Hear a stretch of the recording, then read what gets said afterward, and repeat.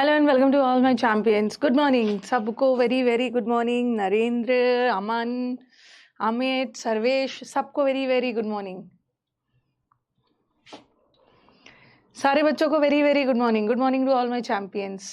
आज का practice batch 1 o'clock की जगह मैंने थोड़ा सा इसको प्रीपोन कर दिया है। ठीक है, आज मुझे भी कुछ थोड़ा सा काम था तो मैंने सोचा चलो सुबह ले लेती हूँ। फिर तो आपकी मंडे ट्यूसडे को छुट्टी रहेगी। ठीक है, Monday Tuesday on the occasion of Naumi and Dashami will be having a holiday on Monday Tuesday, और फिर वेंसडे से हमारा नॉर्मल क्लासेस शुरू हो जाएगा। गुड मॉर्निंग, गुड मॉर्निंग सारे चैंपियंस को, very very good morning. Okay, चलो स्टार्ट किया जाए, थोड़ा खत्म कर लिया जाए जल्दी जो जो हमारा मेन्यू में है। आज पहला वाला क्लोज टेस्ट आपके सामने है। गुड मॉर्निंग सारे चैंपियंस, अनुज, अमित, सबको, चित्रांशी, गुड मॉर्निंग।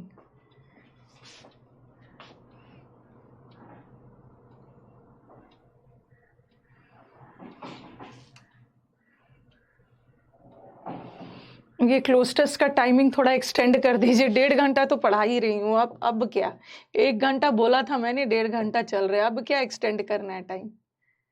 चलिए पढ़िए पढ़िए, ध्यान दीजिए। गुड मॉर्निंग सारे स्टूडेंट्स को, वेरी वेरी गुड मॉर्निंग। और गुड मॉर्निंग हो गया। ओके, शांति से आराम से टाइम लेके क्लोज टेस्ट को पढ़िए।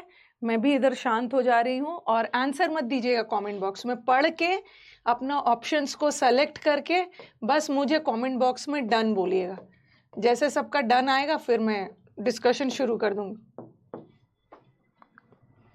आंसर नहीं देना है।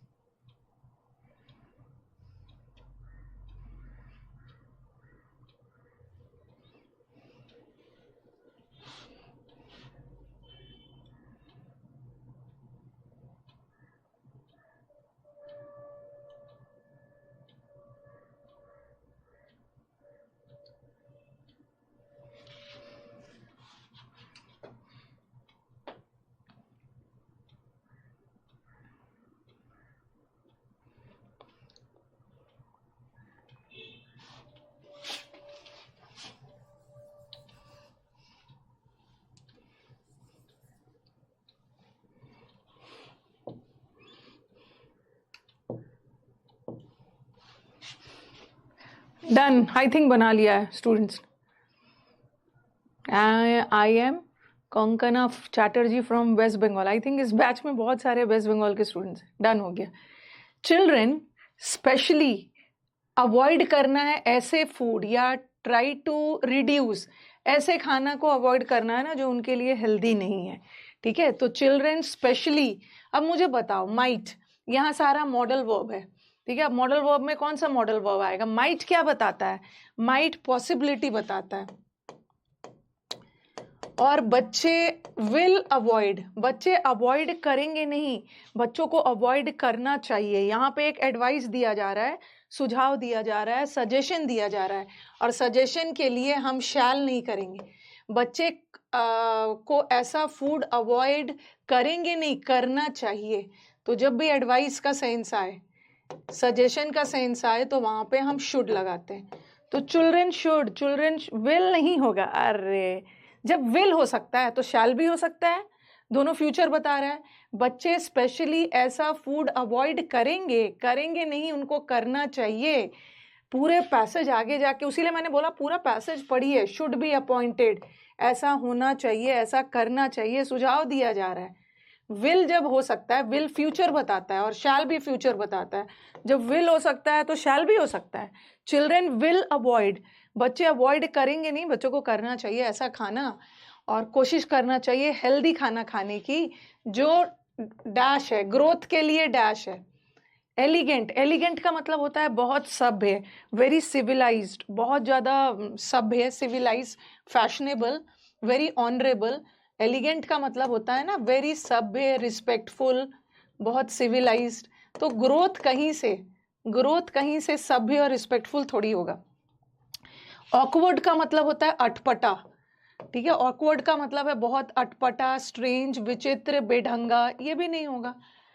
और हेल्दी खाना खाना चाहिए, इंटरेस्टिंग ग्रोथ, बहुत आकर्षक, बहुत रुचि वाला growth, for proper growth. Okay, सही से ग्रोथ के लिए बच्चों को अच्छा खाना खाना चाहिए। ओके, हाँ। और दूसरा, schools can dash the quality of the food being sold in the canteens. School ये कर सकता है, क्या कर सकता है, फूड की क्वालिटी जो कैंटीन में फूड बेचा जाता है, तो क्या है, प्रॉपर होगा, प्रॉपर। शैल फ्यूचर टेंस बताता है, ठीक है, आई शैल डू द वर्क, मैं इस काम को करूंगी। लेकिन अगर आपको एडवाइस देना है तो शुड लगाओगे। हाँ, क्या होगा, अब बहुत सारे बच्चे क्या करेंगे ना, देखो दो ऑप्शन तो छाटो। स्कूल्स कैन प्रोक्लेम करना मतलब डिक्लेयर करना, किसी भी चीज की घोषणा करना। तो स्कूल प्रॉपर फूड की घोषणा थोड़ी करेगा। School should show quality of the food being sold, ठीक है, स्कूल को किसी को दिखाने की जरूरत नहीं है, स्कूल शुड शो, किसी को दिखाने की जरूरत नहीं है। अब अब हमारे स्टूडेंट्स, बहुत सारे स्टूडेंट्स ना एग्जाम में अलाउ भी करके आ सकते हैं, ठीक है, बहुत सारे स्टूडेंट्स अलाउ भी कर सकते हैं। School can allow the quality of the food. Allow कहाँ से करेंगे, अलाउ हम अलाउ तब, यहाँ तो ऑलरेडी कैंटीन में चीजें, फूड कैंटीन में ऑलरेडी बिक रहा है, तो स्कूल को थोड़ी अलाउ करना है। कैंटीन में तो ऑलरेडी अलाउ करना मतलब परमिशन देना, बट कैंटीन में तो ऑलरेडी खाना मिल ही रहा है। तो हम क्वालिटी को क्या करते हैं, हम क्वालिटी को अलाउ नहीं करते हैं, allow the quality of the food. Quality को अलाउ नहीं करेंगे, फूड को बेचने के लिए अलाउ करेंगे, क्वालिटी को हम मॉनिटर करेंगे। पहले से खाना कैंटीन में मिल रहा है, मॉनिटर करना मतलब उसको अच्छे से रेगुलेट करना, देखते रहना, ठीक है, निरीक्षण करते रहना। तो मॉनिटर करना है, जो काम ऑलरेडी हो रहा है ना उसको आप देख रेख में करवा रहे हो, तो मॉनिटर होगा, मॉनिटर। ओके, माइट पॉसिबिलिटी बताता है, संभावना बताता है होने के। बच्चे अवॉइड ऐसा खाना कर भी सकते हैं, नहीं भी कर सकते, बट बच्चों को करना चाहिए, एडवाइस दिया जा रहा है। ओके, तो स्कूल को थोड़ा सा मॉनिटर करना चाहिए, जिस तक क्या चीज का मॉनिटरिंग होना चाहिए, ठीक है, देखते रहना, इन्वेस्टिगेशन, एग्जामिन करते रहना जो खाना कैंटीन में बिक रहा है। And also ensure that the children bring, और स्कूल को यह भी सुनिश्चित करना चाहिए कि बच्चे ब्रिंग, होलसम का मतलब होता है हेल्दी, होलसम का मतलब होल या टोटल नहीं होता है, होलसम का मतलब होता है हेल्दी खाना बच्चों को, न्यूट्रिशन फूड डैश होम। हाँ,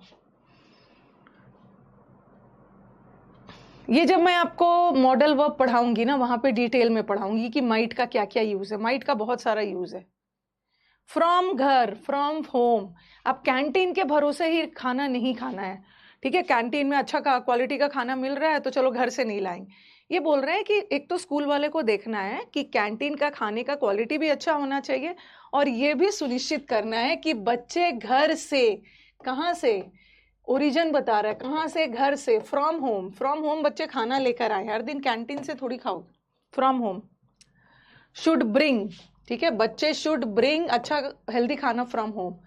dash should be appointed to check, किसको अपॉइंट करना चाहिए, आपके खाने में कितने कैलोरीज है, आपके खाना कितना न्यूट्रिशियस है, कैंटीन का खाना कैसे मिल रहा है, टिफिन पैटर्न, ये सबको कौन देखेगा, ऑप्टिशियन। ऑप्टिशियन तो जो आपके आई, ओके, आंख का चश्मा वगैरह जो बनाते हैं वो करेंगे।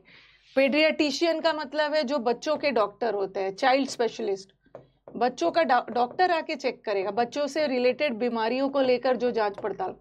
टेक्नीशियन थोड़ी आएगा कोई टेक्निकल, डाइटिशियन आपके डाइट, सिंस पूरा पैसेज डाइट से रिलेटेड है तो डाइटिशियन को बुलाया जा रहा है खाना का न्यूट्रिशनल वैल्यू वगैरह चेक करने के लिए। चलो स्कोर बता दीजिए, स्कोर।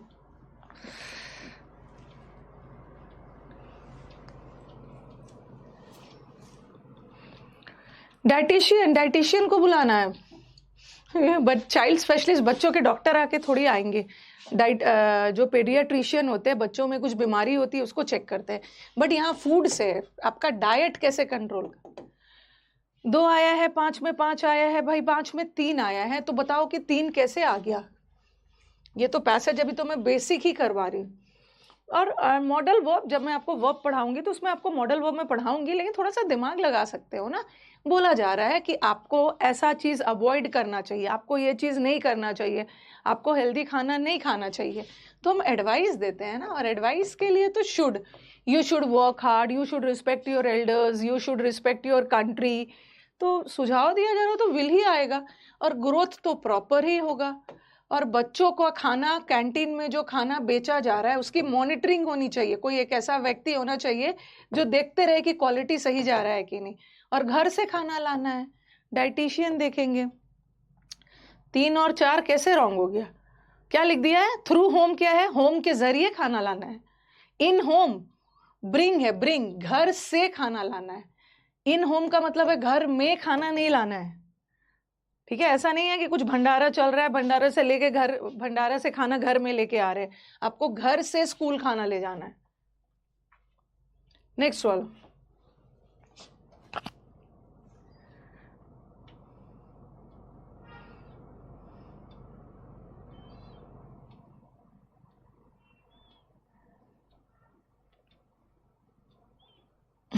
कल आईडीबीआई के एग्जाम में 3 वोकैब आपके समुद्र मंथन बैच से आया था, जबकि अभी तो हमने समुद्र मंथन को जस्ट स्टार्ट ही किया है। अब देखना, समुद्र मंथन पढ़ने के बाद लोग आपसे जलने लगेंगे जब आप वर्ड को यूज करोगे सामने जाके।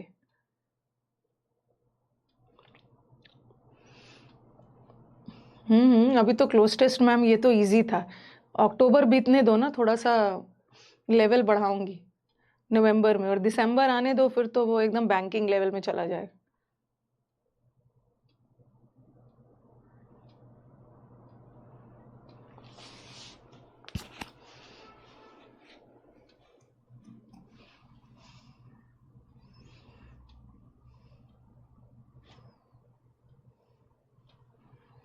बीच, बीच तो पता ही है, समुद्र किनारे, गोवा बीच, मरीना बीच।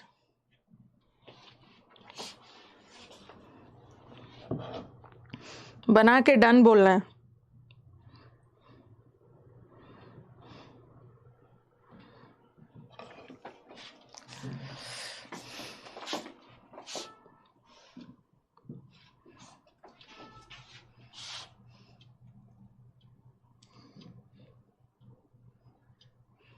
अवॉइड का मतलब है किसी चीज से दूरी बनाना, उसको अवॉइड करना। एंश्योर मतलब सुनिश्चित करना, और इंस्टेड का मतलब है के बदले। टाइम बस आज ही के लिए चेंज हुआ है, ठीक है। अब हाँ, आज ही के लिए चेंज हुआ है।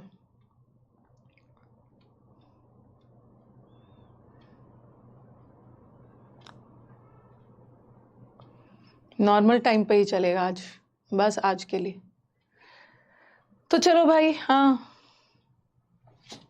चलो स्टार्ट किया जाए। Beach, the beach is often dash as nature's. Beach को अक्सर डैश से, डैश स्पॉट से डैश किया जाता है। स्पॉट का मतलब है जगह, डेस्टिनेशन। टूरिस्ट स्पॉट होता है ना जहाँ बहुत सारे टूरिस्ट को हिंदी में क्या बोलते हैं? अरे हिंदी में बताओ, टूरिस्ट, टूरिस्ट को हिंदी में क्या बोलते हैं जरा बताना। टूरिस्ट लोग जाते हैं, उसका एक बहुत अच्छा है, सैलानी। हाँ, जहाँ बहुत सारे सैलानियों का भीड़ था, टूरिस्ट, टूरिस्ट। ये लोग बोलते हैं डाउट, जो सेक्शन हमारा ऐप में है ना, उसमें से यार टॉपिक से रिलेटेड डाउट पूछे। हाँ, ये लोग नॉर्मल डाउट वहीं पूछ जाता है कि लिंक कहाँ पे है, वो कहाँ पे है, वो कहाँ पे है। अच्छा, वहाँ पे वो भी डाउट आ रहा है। हाँ, बस कि टॉपिक से जो क्वेश्चन इशू है वो उससे रिलेटेड डाउट से पूछे। और वो वाला तो देखो, HR UC लाइव पे हाँ, करना। आपको और भी फालतू कुछ, यानी कुछ भी और भी, तो वहाँ पर आप HR लैब पे कर सकते हैं, क्योंकि वहाँ पर फिर डाउट, मुझे हाँ डाउट सुनने वो। ठीक है, ठीक है। अच्छा, UC लाइव पे, हाँ एक जरा सुन लो। जो आपके बैच है ना, ठीक है, सबका अलग अलग है। जैसे आपका समुद्र मंथन बैच में आप देखोगे, समुद्र मंथन पे जाओगे तो वहां एक डाउट का है, ठीक है, डाउट पूछने का है। और जो मैं सुबह ग्रामर बैच पढ़ाती हूँ वहां भी डाउट का है, वहाँ आप अपने डाउट सेंड कर सकते हैं। और जो मैं प्रैक्टिस बैच आपको पढ़ा रही हूँ, सब जगह अलग अलग डाउट का सेक्शन बना हुआ है, वहाँ पे आप अपने डाउट्स को भेजिए और काइंडली पढ़ाई से रिलेटेड डाउट पूछिए। नहीं तो डाउट एक्स्ट्रा आने से क्या होता है ना, फिर चीज़ों को बाइफरकेट करना बहुत मुश्किल हो जाता है, वहाँ से छाटना। तो जो भी मैंने अभी तक पढ़ाया है, ठीक है, जो भी समुद्र मंथन में पढ़ाया है, उससे कुछ डाउट आ रहा है तो वहाँ पे पूछिए। ग्रामर से रिलेटेड कुछ डाउट आ रहा तो पूछिए। उससे क्या होगा ना, मुझे डाउट चुनने में ईजी हो जाएगा। और ऐप से रिलेटेड, टेलीग्राम से रिलेटेड कुछ भी डाउट आ रहा है ना, यहाँ पे मत पूछिए, ठीक है, उसको पूछिए HRUC लाइव, ठीक है, HRUC लाइव @gmail पे पूछिए, ठीक है। पढ़ाई के बाद ऐप से रिलेटेड कुछ भी आ रहा है, इसको HRUC लाइव पे भेजिए, नहीं तो दिक्कत हो जाती है। हाँ, पर्यटक भी बोलते हैं, सैलानी भी बोलते हैं ये सैलानी भी बोलते हैं, पर्यटक भी बोलते हैं। टेलीग्राम से रिलेटेड कुछ भी डाउट हो रहा है, वहां पे पूछिए, वो आपकी हेल्प करेंगे। पढ़ाई वाले जगह पे ये सब मत पूछिए। चलो, हो गया। तो हाँ, the beach is often dash, beach को नेचर का, प्रकृति का सबसे पर्यटक स्थल माना जाता है। तो बीच इज ऑफन कौन सा होगा? अच्छा, द बीच इज, बीच को एसोसिएट किया जाता है, बीच को जोड़ा जाता है, ठीक है, प्रकृति का सबसे डैश टूरिस्ट स्पॉट। तो कुछ, अच्छा मुझे बताओ कि कॉल्ड आएगा? कॉल्ड आएगा? यही सब ब्यूटी होती है क्लोज टेस्ट की, ठीक है। आप लोग क्या करते हो ना, आगे पीछे का वर्ड्स देखते नहीं हो, सीधा भर देते हो, और जब आंसर किया आता है तो गलत हो जाता है। कॉल्ड के साथ कभी भी एज नहीं होता है, ठीक है। इसको हम लोग पढ़ेंगे एडवर्ब में, this process is called as नहीं होगा, कॉल्ड के साथ एज नहीं होता है, but this process is known as होता है। जब भी आपको परेशानी होने लगे ना, तो थोड़ा सेंटेंस के आगे पढ़िए, क्योंकि जब भी ऑप्शन छाटा जाता है ना, मतलब जिसने भी ऑप्शन बनाया है वो दिमाग में कुछ ध्यान में रखकर ही ऑप्शन बनाते हैं।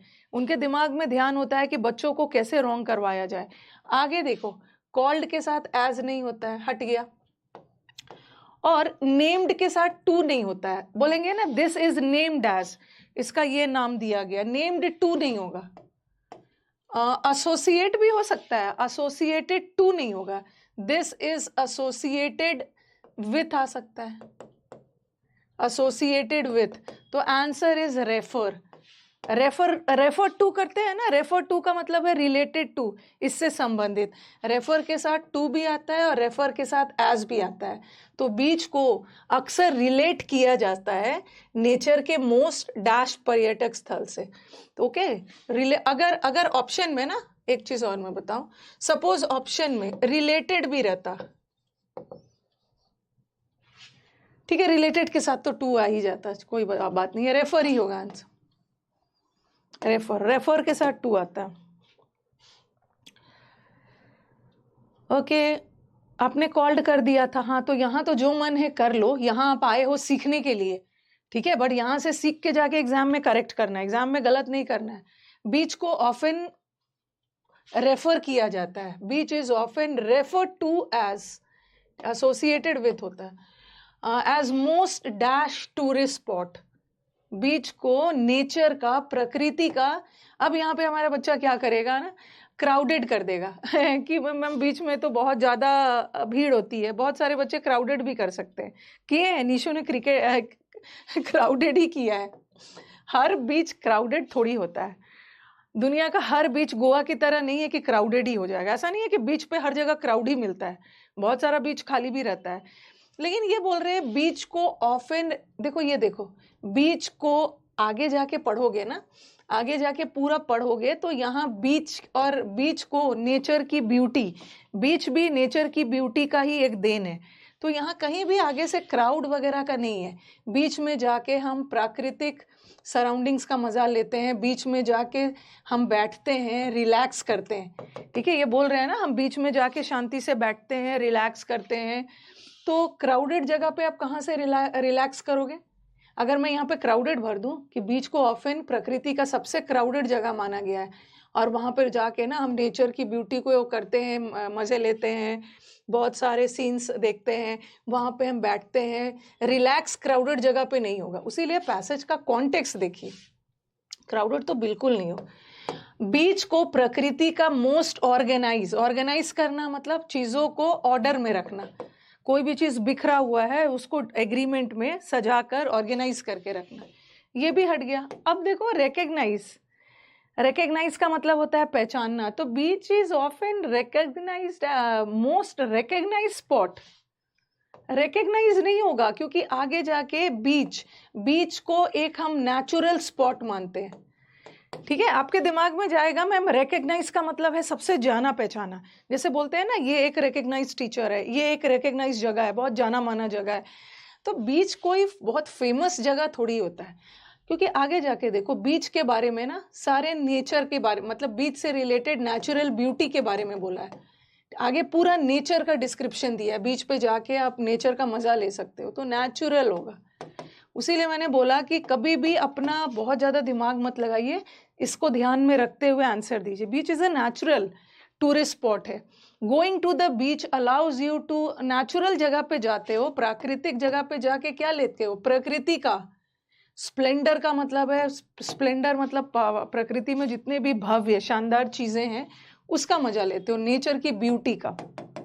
ठीक है, विच इंक्लूड्स, और नेचर की ब्यूटी में क्या है, इसमें शामिल है a dash of dash sites.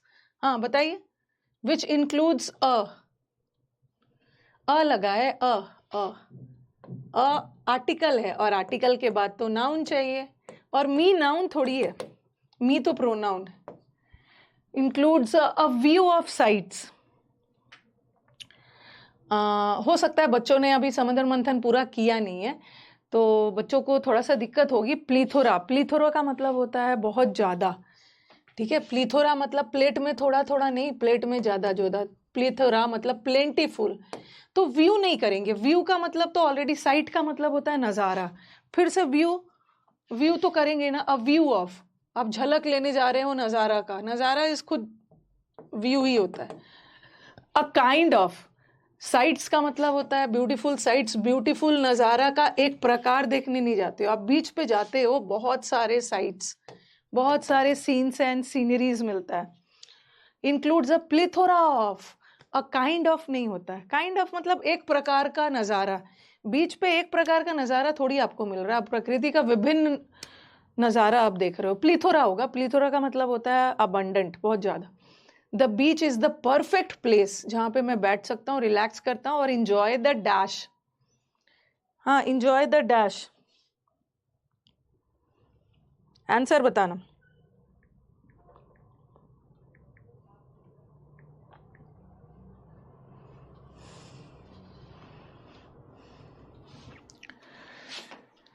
हाँ, क्या है, बीच पे जाके आप सराउंडिंग्स का, ठीक है, कहाँ चला गया, फोर्थ वाला था ना।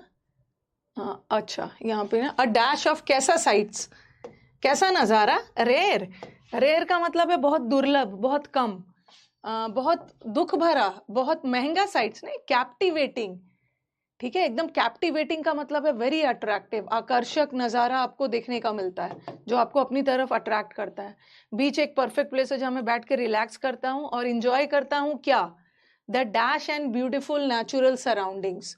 तो मैं कॉस्टलीस्ट तो नहीं होगा, बीच पे जाके आप इंजॉय करते हो पल्यूटेड, प्रदूषित चीज की नहीं, और पीसफुल, शांति भरा।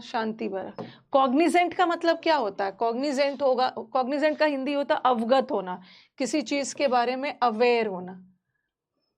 ठीक है, कॉग वर्ड नॉलेज से रिलेटेड है। ठीक है, कॉग का मतलब ही होता है जैसे रिकग्नाइज का मतलब भी, इसमें भी कॉग है, आपने उसको रिकग्नाइज किया, आपने उसको पहचाना, आपको उसके बारे में नॉलेज है। तो कॉग्निजेंट का मतलब होता है अवगत होना, अवेयर होना, किसी चीज का नॉलेज होना। ओके हाँ तो हमारे स्टूडेंट्स इस छोटा सा पैसेज में, ठीक है, कहाँ कहाँ हमारा स्टूडेंट्स का रॉन्ग जा सकता है, ये वाला देखो, ये नहीं रॉन्ग करना, ये हमारे स्टूडेंट्स रॉन्ग कर सकते थे। उन्हें लगेगा ना अरे बीच में तो बड़ा क्राउड होता है, अगर क्राउड होता है तो यहाँ जाके प्रकृति का नज़ारा ले रहे हो, एंजॉय कर रहे हो, आराम से बैठ के रिलैक्स कर रहे हो, क्राउडेड जगह पे कहाँ से रिलैक्स करोगे।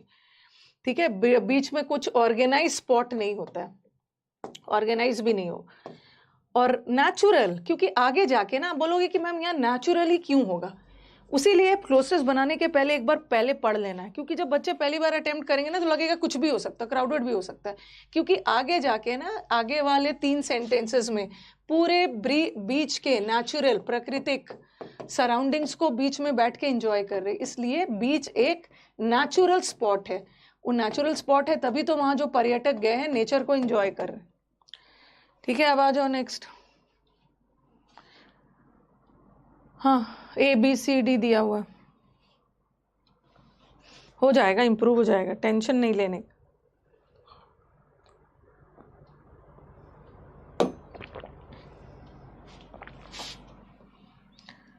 जीरो आ गया है, ये 0 10 में बदल जाएगा, बस क्लास में टाइम से आ जाना। 0 भी आ गया, ये धीरे धीरे हो जाएगा। यहाँ आप इम्प्रूव करने आए हो, ऐसा थोड़ी है कि एक्सपर्ट बन के आए हो। अगर एक्सपर्ट होते तो मेरी जरूरत थोड़ी होती है आपको, आराम से कर लेते आप। चलो भाई, what can we do to avoid anger and provocation? गुस्से को कंट्रोल करने के लिए, कोई आपको उकसाए, गुस्सा आ रहा है, उसको कंट्रोल करने के लिए क्या करना चाहिए? ठीक है, क्या करना चाहिए? तो आपको लगेगा कि मेरा दो ऑप्शन ए से और मेरा 2 ऑप्शन सी से। तो कभी कभी ना हमारा सेंटेंस क्वेश्चन मार्क से भी स्टार्ट हो सकता है। ऐसा नहीं है कि मैम सेंटेंस कभी क्वेश्चन से स्टार्ट नहीं हो सकता है, बिल्कुल हो सकता है। ये बोल रहे हैं गुस्से को कंट्रोल करने के लिए क्या करना होगा, ए से भी स्टार्ट हो सकता है और हमारा और सी से भी स्टार्ट होता है। हमारे सोसाइटी में तरह तरह के लोग हैं जो अलग तरीके से सोचते हैं और अलग तरीके से एक्ट करते हैं, काम को अलग तरीके से करते हैं। तो मेरे को एग्जाम में ए भी लगेगा, सी भी लगेगा। ऐसा कोई मुझे क्ल्यू नहीं मिल रहा है ना जिससे मैं ए और सी को छांटूं। तो अब मैं क्या करूंगी, अब मैं बीच का सेंटेंसेस ढूंढूंगी। ठीक है, मैं बीच का सेंटेंसेस ढूंढूंगी। देखो इसमें क्या दिया है ना, व्हाट कैन वी डू। आपको लग रहा है ए और डी को थोड़ा सा ध्यान से देखो, ए और डी, क्या ए और डी साथ में आना चाहिए? ए और ये बोल रहे हैं व्हाट कैन वी डू, हमें गुस्सा को कंट्रोल करने के लिए क्या करना है, और इसका आंसर दिया है। गुस्सा को कंट्रोल करने के लिए ना हमें अपने अंदर the capacity for conversion to turn negative experience into positive, तो इसका आंसर दिया है। ठीक है, इसका आंसर ये नहीं है, ए का आंसर बी में नहीं है और ना ही ए का आंसर सी में है, ए का आंसर डी में है। तो ए और डी साथ साथ आएगा, ए और डी साथ साथ आएगा ना, ए और डी साथ साथ आएगा। हाँ, ये देखो यहाँ भी ए और डी साथ साथ है, यहाँ भी। हमें गुस्सा कंट्रोल करने के लिए ना ये सब करना चाहिए, नेगेटिव थॉट्स को पॉजिटिव में बदलना। और यहाँ ए से बहुत दूर डी है और यहाँ भी ए से बहुत, 2 ऑप्शंस तो मेरा हट गया। मेरे को इतना कंफर्म हो गया कि मेरा सी से शुरू होगा।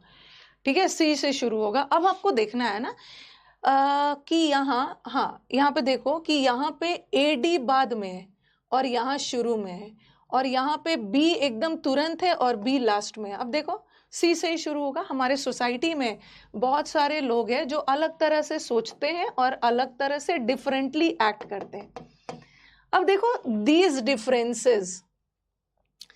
डिफरेंसेस का मतलब क्या है? ये जो डिफरेंस है लोगों में अलग तरीके से सोचने की और अलग तरीके से काम करने की, ये डिफरेंसेस किसके लिए?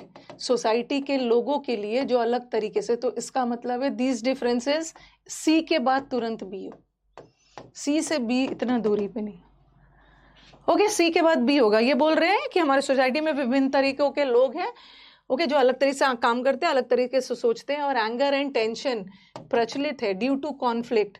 और अलग तरीके, ये डिफरेंस की वजह से ना लोगों में टेंशन और एंगर होता है, ये अलग सोच और अलग तरीके से काम करे। तो सी के बाद ही बी आए। यस, 2 ऑप्शन सी से, 1 ऑप्शन ए से और 1 बी से। हमारा सेंटेंस ना हाउएवर का मतलब होता है हालांकि हमारा जो बॉडी है ना स्लीपिंग टाइम को यूज कर लेता है और हाउएवर से सेंटेंस कभी स्टार्ट ही नहीं होता है। ठीक है, हाउएवर बोलने के पहले हम कुछ और बोल चुके होते हैं। तो बी से तो बिल्कुल नहीं। अच्छा, पहले आप लोग को बनाना है, बी से तो बिल्कुल नहीं होगा। चलो 1 ऑप्शन छाट दिया मैंने।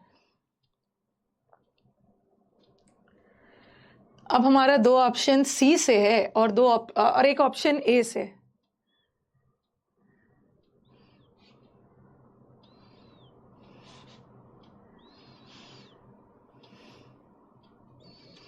हाँ, ए से होगा। अब मेरे को बताओ, क्योंकि किसी हाल में मेरे को 2 ऑप्शन एलिमिनेट करना, ए से होगा?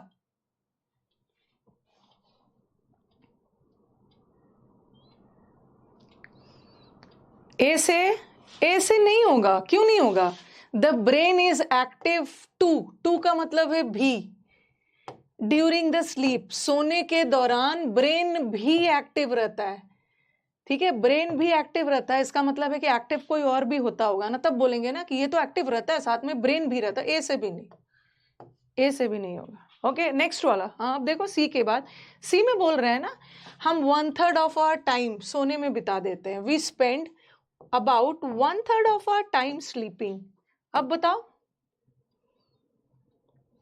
सी सही होगा। अब देखो सी के बाद बी और डी तो यहां भी है और बी और डी यहां भी है। अब डिसाइड करना है कि सी के तुरंत बाद ए होगा या बहुत दूर में ए होगा।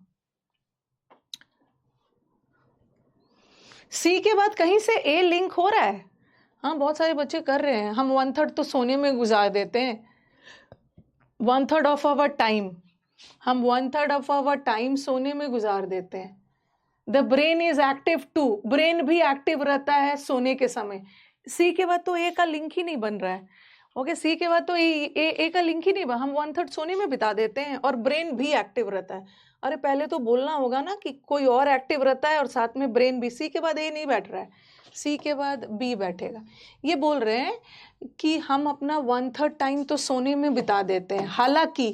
हालांकि हमारा जो बॉडी है ना, ये द स्लीपिंग टाइम मतलब कौन सा टाइम? 1/3 जो स्लीपिंग टाइम हमारा होता है, ये हमारा बॉडी बहुत अच्छे से यूटिलाइज कर लेता है। सोने के समय भी हमारा बॉडी एक्टिव रहता है। ठीक है, और फिर बॉडी तो एक्टिव रहता ही है, बॉडी यूटिलाइज कर लेता है और साथ में ब्रेन भी एक्टिव रहता है। तो ये होगा। फिर डी में बोला है कि however the body sleeping time, ये ध्यान रखना, स्लीपिंग टाइम का मतलब है कौन सा टाइम? ये जो 1/3 हमारा स्लीपिंग टाइम है। तो सी के तुरंत बाद बी हो, यूटिलाइज कर देता है बहुत अच्छे तरीके से, प्रभावशाली तरीके से, और हमारा बॉडी एनर्जी प्रोड्यूस करता है और हार्मोन प्रोड्यूस करता है। ओके, जो हमारे बॉडी को रिपेयर करता है नाइट में, और साथ में हमारा ब्रेन भी एक्टिव रहता है रात में, मतलब सोने के समय। तो सी बी थर्ड वाला हो। रॉन्ग जितना होगा ना उतने ही थोड़ा सा आप लोग कॉन्फिडेंटली।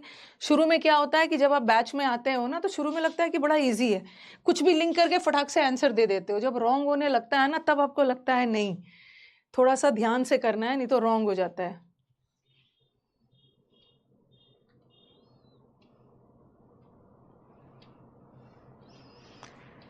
हाँ,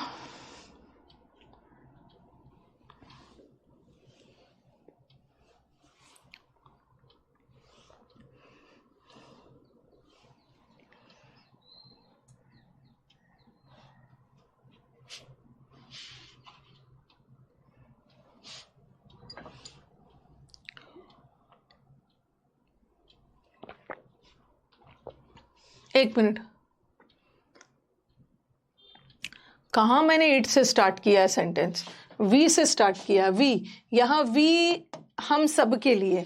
कभी कभी हमारा सेंटेंस वी से स्टार्ट हो सकता है। सारे हम सब के लिए यूज है, मतलब सारे लोगों के लिए, ह्यूमन बींग्स के लिए, तो स्टार्ट हो सकता है।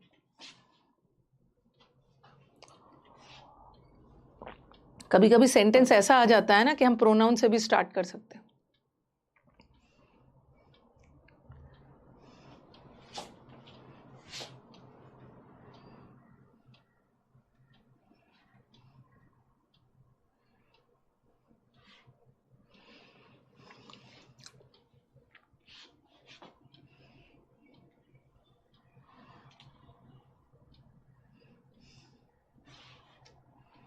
बना लिया है सबने?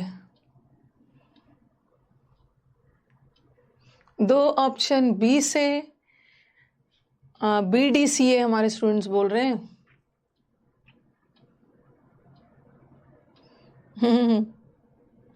2 में फंस रहे हैं।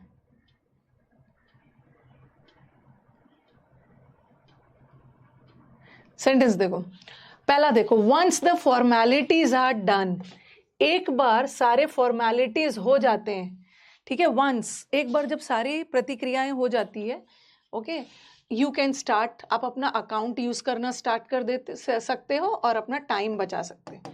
ए से तो नहीं होगा, एक बार जब पूरी फॉर्मेलिटीज हो जाती है, एक बार सारा जो काम हो जाता है, तो किस चीज का फॉर्मेलिटी आपके दिमाग में आएगा ना, एक बार फॉर्मेलिटीज हो सकता है तो आप अकाउंट ओपन कर सकते हो। किस चीज का अकाउंट, बात हो रही है बैंक का अकाउंट। ऐसे नहीं आ जाओगे ना आप अकाउंट खोल लोगे तो आप बोलोगे किसका, गूगल पे अकाउंट खोलना है, यूट्यूब पे अकाउंट खोलना, नहीं भाई बैंक अकाउंट खोलना है। तो ए तो होगा नहीं, और बैंक में अकाउंट खोलने की एक बार जब फॉर्मेलिटीज पूरी हो जाती है तो आप अपना अकाउंट को यूज कर सकते हो। तो ए तो किसी हाल में नहीं हो। अब आ जाओ सी और बी पे ध्यान दो। सी और बी पे कौन सा पहला होगा? Opening a bank account. एक बैंक अकाउंट को ओपन करना बड़ा भयावह हो सकता है। क्यों? मतलब बोलते हैं ना कि अरे बैंक अकाउंट खोलना ना बड़ा खतरनाक, मतलब बहुत भयावह, मतलब डराने वाला नहीं, मतलब बहुत ज्यादा फॉर्मेलिटीज वगैरह लगता है, तो ये थोड़ा सा इंटीमेटिंग, परेशान करने वाला हो सकता है। और गेटिंग योर अकाउंट ओपन, अब देखो यहाँ पे देखो, गेटिंग योर अकाउंट, किसका अकाउंट? बैंक का अकाउंट। तो इन्होंने बैंक अकाउंट का पूरा नाम लिया है और फिर बाद में अकाउंट अकाउंट बोल रहे हैं, ठीक है, बाद में अकाउंट अकाउंट बोल रहे हैं, ठीक है। यस, तो अब तो पता चल गया ना किस चीज का अकाउंट, बैंक का। तो पहले इन्होंने बैंक का जिक्र कर दिया, बी सही होगा, बी सही, सी तो होगा नहीं, ठीक है, सी का, क्योंकि यहाँ पे बैंक अकाउंट का ही शॉर्ट फॉर्म अकाउंट यूज किया। बी सही होगा। अब देखो बी में ये बोल रहे हैं कि बैंक अकाउंट स्टार्ट मतलब खोलना ना एक बड़ा परेशानी। बहुत सारे गांव में भी ऐसे लोग रहते हैं ना जो बैंक में अकाउंट खोलने से डरते हैं, अरे इतना ज्यादा पेपर्स और वो सब मांगते हैं, बैंक क्या शहर में भी, गांव क्या, परेशान बैंक अकाउंट में बहुत। अभी तो चलो घर आके भी खोल देते हैं वो। तो बी के बाद देखो क्या होगा, बी के बाद क्या होगा देखो, और थोड़ा सा ध्यान दो कि डी सी यहाँ भी है और डी सी यहाँ भी है। ये ए को लास्ट में आना चाहिए या ए को शुरू में आना चाहिए? देखो पहले तो बोला है ना, पहले तो बोला है बैंक अकाउंट खोलना खतरनाक, मतलब भयावह हो सकता है। पहले आपको डिटेल्स वगैरह देना है, ठीक है, डिटेल्स वगैरह दोगे, और एक बार जब डिटेल्स और वो सब वाली प्रतिक्रिया हो जाएगी ना, उसके बाद आप अपना अकाउंट को यूज कर सकते हो। तो क्या ए वाला शुरू में होगा या लास्ट में? ए वाला शुरू में होगा या लास्ट में? और एक बहुत अच्छी सी चीज है, ये भी देख सकते हो कि ए के बाद सी होगा या सी के बाद ए। पहले तो आप सारा डिटेल्स वगैरह दोगे ना, और एक बार डिटेल्स की वो सब हो जाएगा तब आप अपना अकाउंट खुल जाएगा और अपने अकाउंट को यूज करोगे। तो सी के बाद ही है, सी के बाद ही ये होगा। यस, ये बोल रहे हैं, अब चलो आ जाते हैं। ये बोल रहे हैं कि बैंक अकाउंट खोलना है बड़ा बोरिंग काम हो सकता है। फिर बोले कि लकीली अब बैंक्स में ना एक स्टैंडर्डाइज प्रोसेस आ गया है। ओके, लकीली, फॉर्चुनेटली अब वो नहीं बात है, स्टैंडर्ड प्रोसेस आ गया। अब आप क्या कर सकते हो, स्टैंडर्ड प्रोसेस के आने की वजह से ना अब क्या है कि जस्ट आप डिटेल्स वगैरह दोगे, अपने अकाउंट को फंड करोगे, और एक बार ये सब हो जाएगा तो आपका अकाउंट खुल गया, पैसे वगैरह डाल निकाल सकते। नेक्स्ट,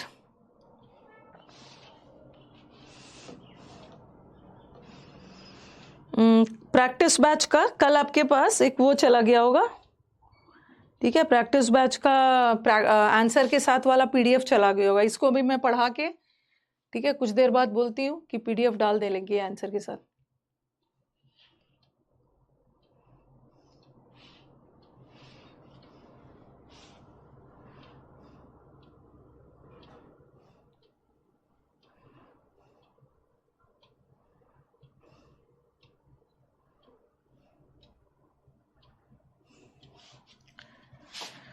आपकी क्लास का अभी 1-2 वीक हो गया, लेकिन कुछ तो 2 वीक में आपको 10-15% थोड़ा तो आपको आइडिया लग रहा होगा ना कि कैसे बनाया जाता है।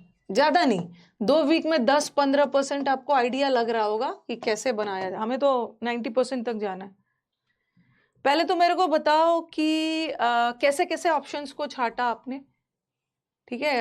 एक चीज देखना है यहाँ पे, बी ए, यहाँ पे मेरे को ए और बी दिख रहा है, ये सब में ना यहाँ से ज्यादा खेल, यहाँ पे जाइए, यहाँ पे बी ए दिख रहा है, यहाँ पे ए और बी दिख रहा है, और यहाँ पे बी ए दिख रहा है। अब बताओ कि ए और बी में कौन सा पहला होगा? अ मैन नाउन है। अ मैन ऑन बाइक, फुटपाथ पे, पेवमेंट मतलब रोड के साइड में जो फुटपाथ है उस पर ड्राइव करा, तो मैन नाउन है। और इस मैन के बदले ही तो ये प्रोनाउन आया है।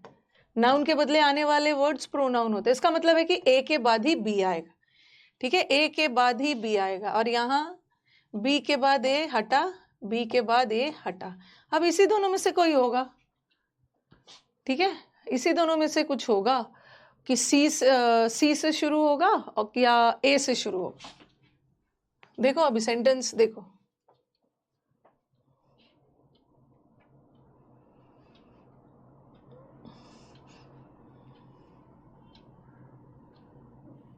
सी से शुरू होगा या ए से शुरू होगा।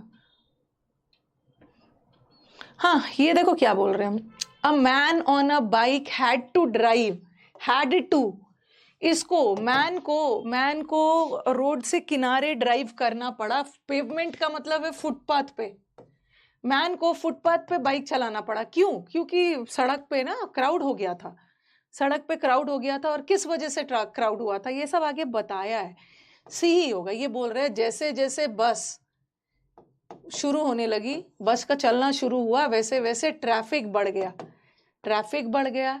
और ट्रैफिक बढ़ने की वजह से रोड पे कोई रास्ता नहीं था, ठीक है, रोड पे जगह नहीं थी, रोड पे जगह नहीं थी, इसी वजह से तो इस पर्सन को ना रोड के किनारे पेवमेंट पे ड्राइव करना पड़ा, ठीक है। और जैसे ही वो रोड पे आया उसको एक कार ने हिट कर दिया, सी डी ए बी। ए से नहीं शुरू होगा। मैन को ना फुटपाथ पे गाड़ी चलाना पड़ रहा, बाइक चलाना पड़ रहा था। भाई क्यों? ए के बाद पी क्या? मैन को फुटपाथ पे बाइक चलाना पड़ रहा था। जैसे ही वो रोड पे आया कार ने टक्कर मारा, ठीक है। फिर जैसे ही बस आया ट्रैफिक ग्रो हुआ, रोड पे कोई जगह नहीं था। तो ये ऐसा थोड़ी बन रहा है, ठीक है, ऐसा थोड़ी हो रहा है। फोर्थ से होगा, फोर्थ से ही होगा। सी डी, ये बोल रहे हैं बस की वजह से ट्रैफिक बढ़ गया, ट्रैफिक रास्ते में बढ़ने की वजह से जगह नहीं था, उसीलिए वो फुटपाथ पे ड्राइव कर रहा था। और फुटपाथ से जैसे ही रोड पे आया कार ने टक्कर दी। लास्ट,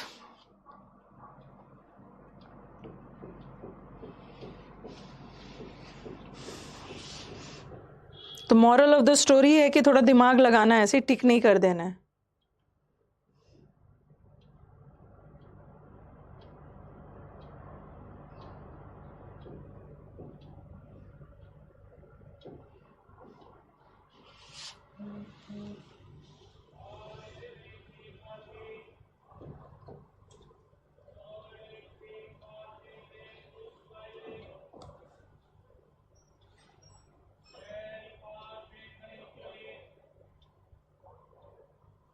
रुको, आप लोग का जो अचीवर बैच में आप लोग जो दिन रात मैसेज वैसेज कर रहे हो ना, ये मैसेज पे थोड़ा सा रिस्ट्रिक्शन लगवाती हूँ मैं। हाँ, रॉन्ग हो गया तो समझ जाना है ना। दिन रात जो मैसेज डाल रहे हो ना अचीवर बैच में, उस बैच को एकदम ब्यूटीफुल रखना है, सिलेक्शन वाला बैच।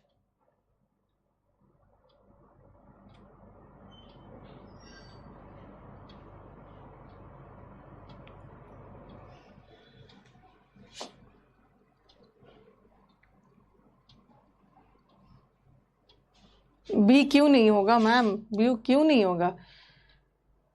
ए से कैसे हो जाएगा? हैड टू, मैन को गाड़ी फुटपाथ पे चलाना पड़ा, हैड टू।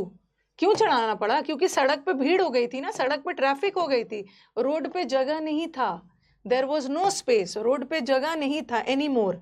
ये बस के आने की वजह से रोड पे ट्रैफिक बढ़ गया था, ट्रैफिक बढ़ने की वजह से जगह नहीं था, इसी वजह से उस बेचारे को रास्ते के पेवमेंट फुटपाथ पे गाड़ी चलाना पड़ा। हाँ चलो इसका आंसर बताओ। RSQP, RSQP, अच्छा, PQRS दिया है ना। चलो P से हटा, P तो नहीं होगा ना। ही किसके लिए है? ही मोहनलाल के लिए है। मोहनलाल की ट्रेन बहुत लेट थी, ठीक है, और वो कोलकाता आधी रात के बाद पहुंची। ठीक है, तो मोहनलाल के लिए पी से तो होगा नहीं, और दूसरा क्यों भी नहीं होगा ना, इट वॉज हिज, यह उसका पहला विजिट था सिटी में। सिटी, द सिटी मतलब किसके लिए, कोलकाता के लिए। ठीक है, इस शहर में उसका कोलकाता का नाम लिया है, फिर द सिटी लगा दिया, क्यों भी नहीं होगा, क्यों भी नहीं होगा। हाँ, अब देखो, दो तो आराम से आप एलिमिनेट कर लोगे, आपका प्रॉब्लम बस दो ही में है आप दो ही में है, ये तो आराम से हट गया। आर से ही शुरू होगा। मोहनलाल का ट्रेन लेट था, इसलिए मोहनलाल आधी देर रात कोलकाता पहुंचा, a little late after midnight. अब आर के बाद देखना है आर क्यू यहाँ भी है, आर और क्यू यहाँ भी है, आर और क्यू यहाँ भी है, एस और पी यहाँ भी है, एस और पी यहाँ भी है, तो हमें कोई बहुत ज्यादा फायदा नहीं मिला, बट देख लेना है आर के बाद क्यू होगा। देखो देखो, आपके दिमाग में ना, आपके दिमाग में दोनों जा सकता है, आर के बाद क्यू भी जा सकता है, आर के बाद एस भी जा सकता है। मोहनलाल का ट्रेन लेट था, लेट से पहुंचा, एस भी जा सकता है। लेट से पहुंचा कोलकाता, तो मोहनलाल ने सोचा कि चलो एक चौल्ट्री में चलते हैं। चौल्ट्री एक धर्मशाला टाइप से है, एक चौल्ट्री में ही वुड गो को देख के लग रहा है ना कहीं जगह चौल्ट्री धर्मशाला में गया, एंड ही वुड, जहां उसको किराए देने की जरूरत नहीं पड़ेगी। कुछ तो देख के लग रहा है ना, ये चौल्ट्री एक जगह है रहने की। उसने सोचा कि चलो एक चौल्ट्री में चलते हैं जहां उसको रेंट नहीं पे करना पड़ेगा। तो आपके दिमाग में आर के बाद एस भी जा सकता है, और आपके दिमाग में क्यू भी जा सकता है। मोहनलाल लेट से पहुंचा, और वो उसका पहला विजिट था कोलकाता में, और उसको पता नहीं था ना कि वो कहाँ जाए।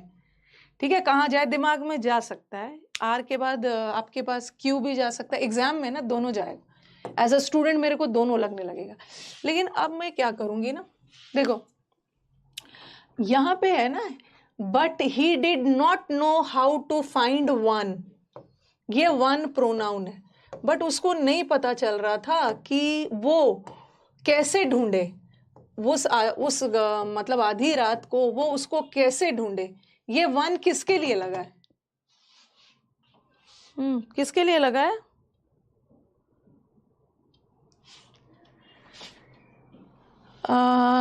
एक तो ये भी ध्यान रखना है, ये भी ध्यान रखना है, ये कोलकाता है। ठीक है, ये वन लगा है ना, ये चौल्ट्री के लिए, धर्मशाला के लिए। उसने सोचा कि चलो एक धर्मशाला चलते हैं जहां पे मुझे रेंट नहीं देना पड़े, बट उसको समझ में नहीं आ रहा था ना हाउ टू फाइंड वन यहाँ प्रोनाउन है। ये धर्मशाला को मैं उस रात को कहाँ ढूंढू। इसका मतलब है कि एस के तुरंत बाद पी चाहिए, एस के बाद क्यू आके पी नहीं चाहिए, एस के तुरंत बाद पी। अब चलो स्टार्ट करते हैं। आर के बाद ऐसे भी क्यू इसलिए होगा ना, कोलकाता, और कोलकाता के बाद ये सिटी दिया है। मोहनलाल लेट से पहुंचा, और वो उस शहर मतलब कोलकाता शहर का पहला विजिट था। आर के बाद क्यू, फिर पहला विजिट था, उसको नहीं पता चल रहा था कि वो कहाँ जाए, उसको दिमाग में नहीं आ रहा था कि कहाँ जाए। फिर उसने सोचा कि चलो एक धर्मशाला में चलते हैं, बट उसको पता नहीं चल रहा इतनी रात को धर्मशाला कहाँ ढूंढे। चलिए अब पैसेज पढ़िए। पहले आज का पैसेज मैं छोटा सा लेके आई, चौल्ट्री के लिए लगा, पोल्ट्री मत समझ लेना उसको।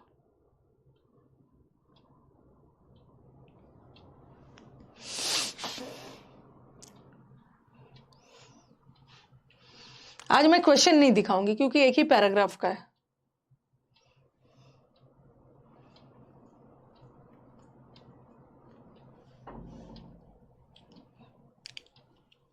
अभय से इसकी मैम मेरा 5 में 5 आया।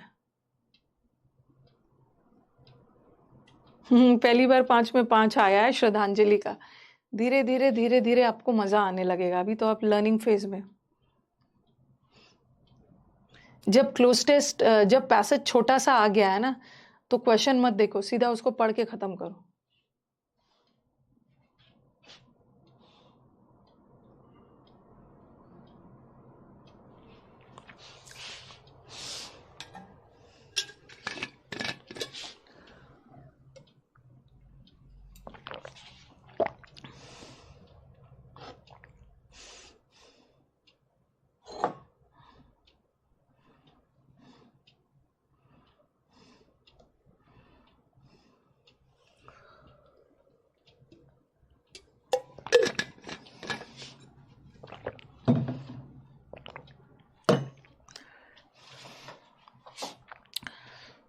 पढ़ के डन बोलिएगा,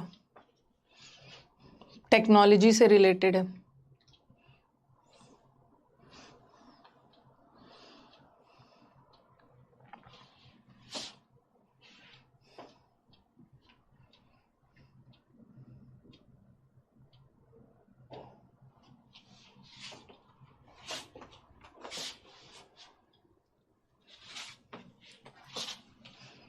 हो गया डन? डन। पहले तो मैं आपका आंसर ले लूं। अच्छा मेरे को बताओ कि टेक्नोलॉजी का तो पॉजिटिव साइड भी होता है, टेक्नोलॉजी का नेगेटिव भी होता है, टेक्नोलॉजी का एडवांटेज भी होता है, डिसएडवांटेज भी होता है। तो इस पूरे पैसेज में टेक्नोलॉजी का क्या बताया है, पॉजिटिव कि नेगेटिव? हाँ, पॉजिटिव बताया है कि नेगेटिव बताया? कमेंट बॉक्स में मुझे बताओ कि टेक्नोलॉजी के बारे में पॉजिटिव बताया है या negative.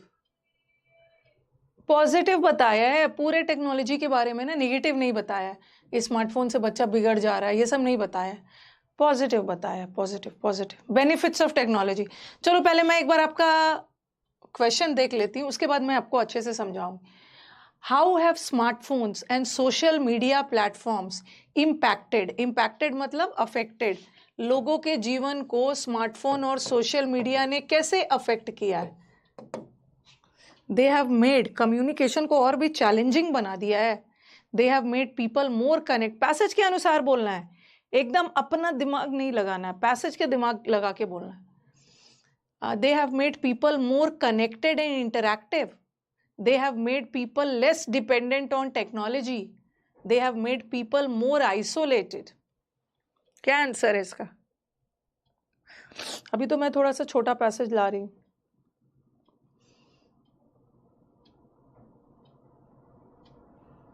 The whole paragraph is positive, yes।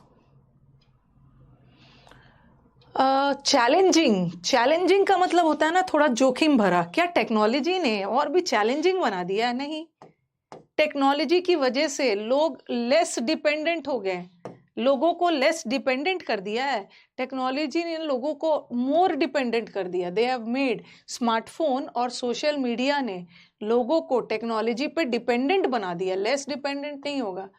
They have made people isolate मतलब अलग कर देना, ये लोगों को अलग कर दिया है। इन्होंने बोला है ना, देखो यहाँ पे बोला है।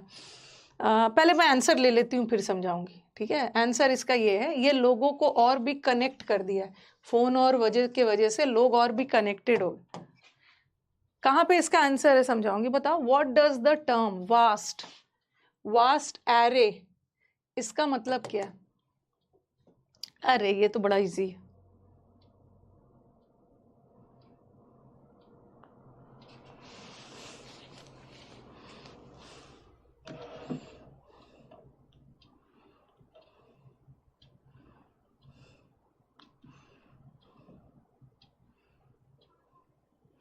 वास्ट का मतलब ह्यूज होता है, ह्यूज बहुत बड़ा। एरे मतलब दायरा बहुत बड़ा है, स्मॉल नहीं है। नैरो का मतलब संकीर्ण, लिमिटेड का मतलब भी है बहुत सीमित।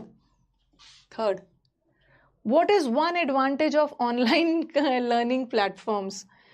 ऑनलाइन पैसेज के अनुसार जो घर पे बैठ के ऑनलाइन क्लास कर रहे हो ना, अचीवर बैच, इसका क्या फायदा है? They are only accessible to a selected few. ये सेलेक्टेड लोगों को ऑनलाइन क्लास अवेलेबल है, ऐसा तो नहीं है, कोई भी अफोर्ड कर सकता है। और they require personal attendance, online class में पर्सनली जाके अटेंडेंस दे के आते हो। दे लिमिट, ठीक है, ये लिमिट कर देता है, ये लिमिट कर देता है मतलब रिस्ट्रिक्ट कर देता है आपको, आपका मतलब सीमित कर देता है इंडिविजुअल के एबिलिटी टू।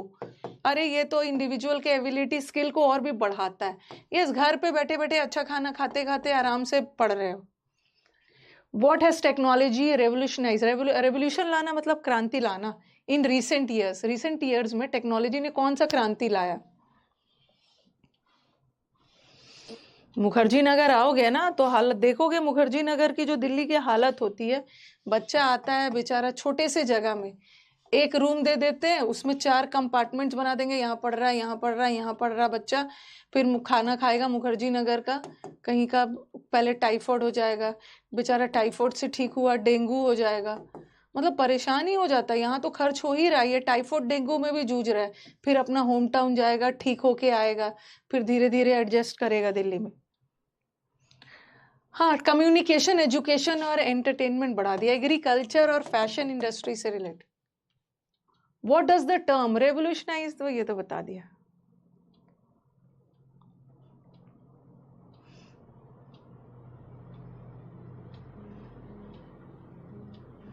एक बच्चा था, there was one student from Assam, उसके पेरेंट्स, जब मेरी यूनिक क्लासेस मुखर्जी नगर में कोविड के पहले चलती थी ना, देयर वाज वन असम का बच्चा जिसके पेरेंट्स आए थे, एडमिशन करवा के गए। देखो, असम से बच्चा को भेजा गया है दिल्ली, और पेरेंट्स मुझसे मिल के गए, मैम प्लीज देखते रहिएगा, थोड़ा ध्यान रखिएगा। अरे मैं तो क्लास तक ही देखूंगी ना, उसके बाद वो क्या कर रहा है, एकदम सीधा साधा बच्चा, 2-3 महीने में बिगड़ के पता नहीं फिर कहाँ गायब हो गया, क्या है।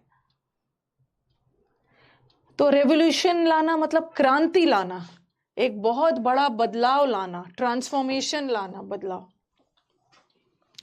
चलो एक बार इसको समझा देती हूँ, एक ही पैसेज का, तो एक ही पैराग्राफ का। इन रिसेंट ईयर्स, रिसेंट मतलब हाल फिलहाल के सालों में, टेक्नोलॉजी ने रेवोल्यूशन लाया है। रेवोल्यूशन का मतलब है एक क्रांति, एक क्रांति, एक ट्रांसफॉर्मेशन। ट्रांसफॉर्मेशन का मतलब है बहुत बड़ा बदलाव, बहुत बड़ी क्रांति लाया है। वेरियस पहलू, एस्पेक्ट का मतलब है पहलू, विभिन्न पहलू, विभिन्न क्षेत्रों में, हमारे जीवन के विभिन्न पहलुओं में टेक्नोलॉजी के आने से एक क्रांति आ गई है। किसमें?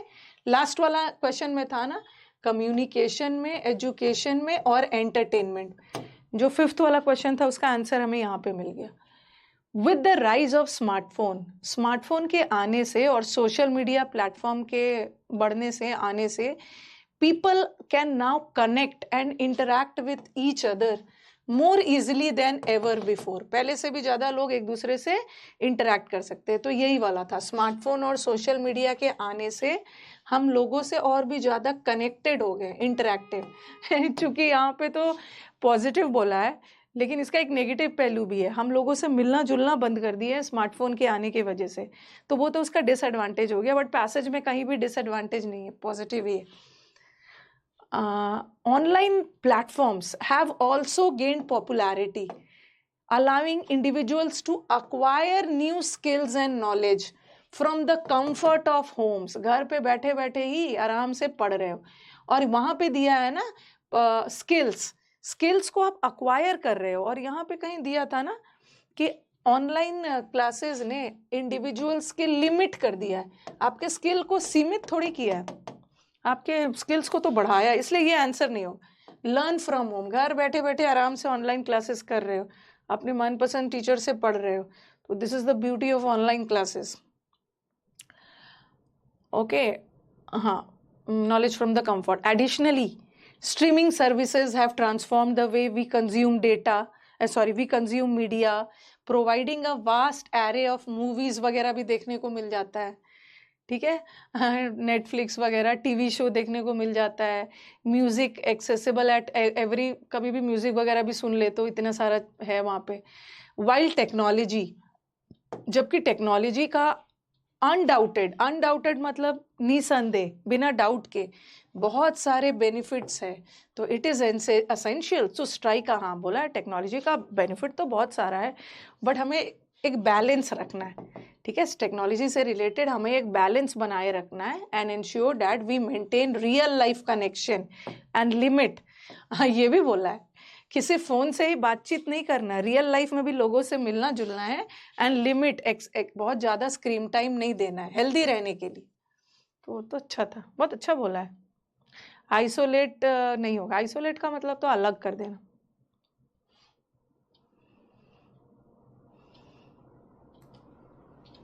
नेक्स्ट आ जाओ, अब हम चलते हैं, ये हमारा लास्ट पार्ट है। पिछले 21 तक का मैंने आंसर दे दिया, अब आ जाओ errors. The boy which stole the money was caught by the police.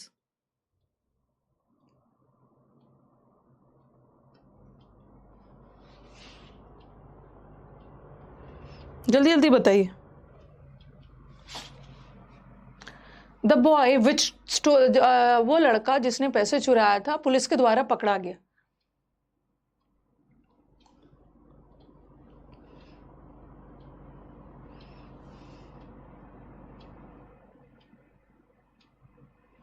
विच नहीं होगा, विच तो हम चीजों के लिए यूज करते हैं ना। यहाँ ये जो रिलेटिव प्रोनाउन है ये बॉय के लिए लगा, और बॉय के साथ हु होगा, the boy who stole the money. Saraswati college has maintained it's reputation as one of the best college in the country। Saraswati college ने अपनी छवि बनाई है कंट्री के बेस्ट कॉलेज में से एक है।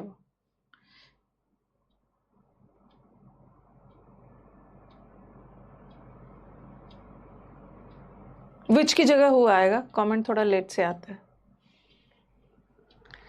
और अब देखो, जब भी हमारा वन ऑफ वाला एग्जाम में कहीं दिख गया ना, वाक्य में वन ऑफ दिख गया, वन ऑफ मतलब बहुतों में से एक, तो वन ऑफ के बाद जो भी नाउन आएगा, वन ऑफ में हम चुन रहे हैं ना, बहुतों में से चुन रहे हैं, तो बहुतों में से जो भी नाउन आएगा वो तो प्लूरल होगा, लेकिन जो वर्ब होगा वो सिंगुलर होगा। क्यों? क्योंकि हम बात तो बहुतों की, मतलब कॉलेजेस तो बहुत सारे हैं कंट्री में, बट बात तो किसी एक ही की कर रहे हैं ना, सरस्वती कॉलेज।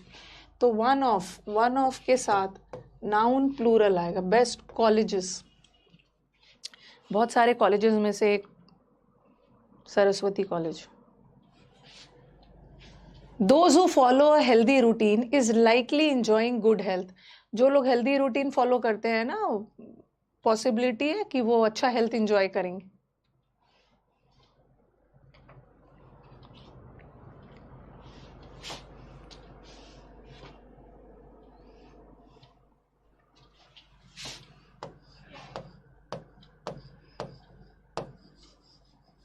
लाइकली वर्ड, ठीक है, लाइकली वर्ड हमेशा फ्यूचर एक्सप्रेस करता है, वो काम अभी हुआ नहीं है, ठीक है। लाइकली में अभी एक्शन नॉट कंप्लीटेड, संभावित है, एक्शन नॉट कंप्लीटेड। ये मैं आपको मॉडल वर्ब में पढ़ाऊंगी, जैसे मैंने लिखा। और दूसरा चीज याद रखो, जहां भी लाइकली वर्ड आ गया वहां लाइकली वर्ड बगैर टू का आएगा ही नहीं, बगैर टू का लाइकली वर्ड आएगा ही नहीं, और अभी काम हुआ नहीं है। जैसे मैंने लिखा, it is likely to rain, it is likely to rain, संभावित है कि बारिश होगी, अभी बारिश हुई नहीं है, और लाइकली के साथ टू लगाना, ओके। और लाइकली के साथ विल मत लगाना। जैसे मैंने लिखा, इट, देखो, it will likely rain, likely का मतलब है संभावित है कि बारिश होगी, संभावित है कि वो पास हो जाएगा, तो लाइकली फ्यूचर बताता है, और लाइकली वर्ड अपने आप में फ्यूचर बताता है, तो लाइकली के साथ विल मत लगाना, ठीक है, विल मत लगाना, या विल के साथ लाइकली मत लगाना, क्योंकि दोनों तो फ्यूचर ही बता रहा है। तो यहाँ पे ना आप लाइकली हटा सकते हो, इट विल रेन बोल सकते हो, ठीक है, इट विल रेन। अगर विल लगा रहे हो तो लाइकली मत लगाना, और लाइकली लगा रहे हो तो विल मत लगाना, और लाइकली के साथ हमेशा टू आएगा, ठीक है, लाइकली के साथ हमेशा टू आएगा। अब देखो यहाँ पे, he is likely enjoying, sorry, those who is enjoying, is enjoying का मतलब क्या है? is enjoying का मतलब है वो ऑलरेडी इंजॉय कर रहा है, ठीक है, वो ऑलरेडी इंजॉय कर रहा है, वो अभी इंजॉय नहीं कर रहा है। बोला जा रहा है जो लोग हेल्दी रूटीन फॉलो करते हैं ना, वो अच्छा हेल्थ इंजॉय करते हैं, अभी कर नहीं रहा है, ठीक है। और दूसरी बात है, ये सेंटेंस एक जनरल बात कही जा रही है, और जनरल बात कभी भी प्रेजेंट कंटिन्यूअस में नहीं होगा, ओके, जनरल बात हमेशा सिंपल प्रेजेंट में होता है। तो यहाँ पे देखो, सबसे पहले तो गड़बड़ी आपका यहीं पे है पूरा। ये इस किसके लिए लगा है? ये इस किसके लिए लगा है? किसके लिए? Those who follow a healthy routine, वो एक अच्छा हेल्थ इंजॉय करेंगे। सबसे यहाँ पे दो एरर, मतलब एरर तो यहीं पे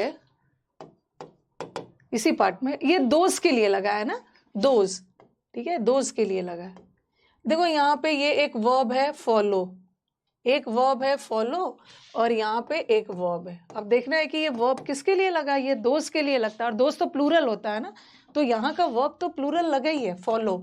जब वर्ब में एस नहीं होता है तो वो प्लूरल होता है, इसको भी प्लूरल चाहिए ना, यहाँ भी आर चाहिए, लेकिन आर चाहिए और लाइकली के साथ तो टू होता है, तो यहाँ पे पूरा सुधार के लिखो आर लाइकली, और लाइकली के साथ हमेशा टू आएगा और टू के साथ V1, are likely to enjoy. ठीक है, likely to enjoy good health. When I reached the cinema hall, the movie had already began.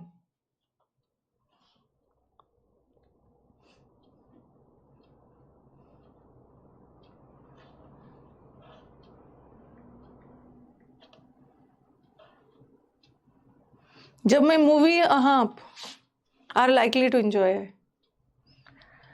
When I reached, तो मेरे को यहाँ पे तो कोई गड़बड़ी नहीं दिख रही। When I reached, जब मैं पहुंचा। When I reached, यहाँ तो कोई गड़बड़ी नहीं दिख रही। मैं कहाँ पहुंचा? द सिनेमा हॉल, किसी खास सिनेमा हॉल की बात हो रही है, यहाँ भी मेरे को कोई गड़बड़ी नहीं दिख रहा है। द मूवी शुरू हो चुका था। ओके, मूवी शुरू हो चुका था जब मैं पहुंचा, और हर स्टूडेंट को पता है कि हैड के साथ V3 आएगा। हैड के साथ V3। बिगिन V1 है, इसका V2 बिगैन है और V3 बिगन है। तो द मूवी हैड बिगैन नहीं, the movie had begun.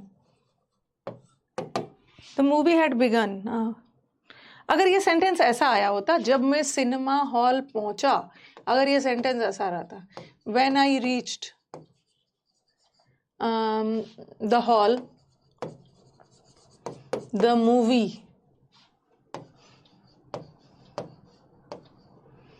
had, the movie already began। और दूसरा मैंने लिखा, यहाँ टेंस का थोड़ा एरर डाल रही हूं। When I reached the hall, the movie, ये टेंस में, यहाँ पे मैं थोड़ा सा टेंस का एरर बता रही थी। यहाँ तो वर्ब का फॉर्म गलत है। ठीक है, हैड के साथ यहाँ पे V3 लगाना, V3 बिगैन का V3 बिगन होता। अब मेरे को बताओ, when I reach the hall, the movie already began, the movie began. बताओ कि कौन सा करेक्ट है। थोड़ा सा यहाँ पे हम लोग टेंस भी डिस्कस कर लेते हैं, कौन सा करेक्ट।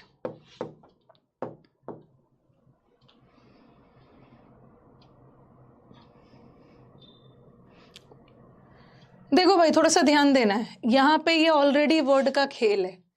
अपने टेंस में पढ़ा है ना, जब भी दो काम हो रहा है तो जो काम पहले हुआ उसको पास्ट परफेक्ट में डालोगे और जो बाद में हुआ उसको सिंपल पास्ट में डालोगे। तो यहाँ पे देखो, ऑलरेडी से पता चल रहा है ना कि जब मैं मूवी हॉल पहुंचा तो जब मैं हॉल पहुंचा तो मूवी आई है। द मूवी ऑलरेडी शुरू हो चुका था। ठीक है, मूवी ऑलरेडी शुरू हो चुका था मतलब काम पहले ही हो चुका था। तो यहाँ पे आप the movie had already begun करोगे, इसको पास्ट परफेक्ट में डालोगे। ठीक है, हैड बिगन मतलब मूवी पहले ही शुरू हो चुका था, मैं बाद में पहुंचा, तो इसको पास्ट परफेक्ट रखोगे। लेकिन यहाँ तो ये करेक्ट है, ये भी सिंपल पास्ट और ये भी सिंपल पास्ट। आप बोलोगे कि मैम यहाँ तो आपने एक को सिंपल पास्ट रखा और एक को परफेक्ट कर दिया, क्योंकि यहाँ ऑलरेडी वर्ड से पता चल रहा था ना कि आपके पहुंचने के पहले ही मूवी शुरू हो चुका था। तो जो काम पहले हुआ उसको पास्ट परफेक्ट रखिए। पास्ट परफेक्ट मतलब हैड प्लस V3। और यहाँ तो जब मैं पहुंचा तब मूवी शुरू हुआ। ठीक है, जब मैं पहुंचा तब शुरू हुआ, तो ये सही है। ठीक है, ये मत बोलना कि मैम हमने तो अभी टेंस नहीं पढ़ा है, क्योंकि ये बैच ना उन बच्चों के लिए है जिसने सब पढ़ लिया है। मतलब ये बैच क्या मतलब, ये एरर्स, क्लोस्टेस PQRS तो सबके लिए, एरर्स सबके लिए। I am believing you have submitted all the necessary documents. मेरे को भरोसा है कि आपने सारा डॉक्यूमेंट्स सबमिट कर दिया। ऑलरेडी का मतलब होता है the work has already been done. Already का मतलब पास्ट में पास्ट नहीं होता। ये किसने बोल दिया? ऑलरेडी का मतलब पास्ट का पास्ट होता है। ऑलरेडी को हम सिंपल प्रेजेंट परफेक्ट में भी लगा सकते हैं। She has already done the work, she had already done the work, दोनों हो सकता है। ऑलरेडी बताता है कि काम कंप्लीट है। ठीक है, काम परफेक्ट है, तो ऑलरेडी को हम प्रेजेंट परफेक्ट में भी लगा सकते हैं और पास्ट में भी। हाँ, बिलीव का ING नहीं होता है। Believe is stative verb. Believe करने में कोई क्रिया नहीं हो रही है, इसका ING नहीं होता। I believe.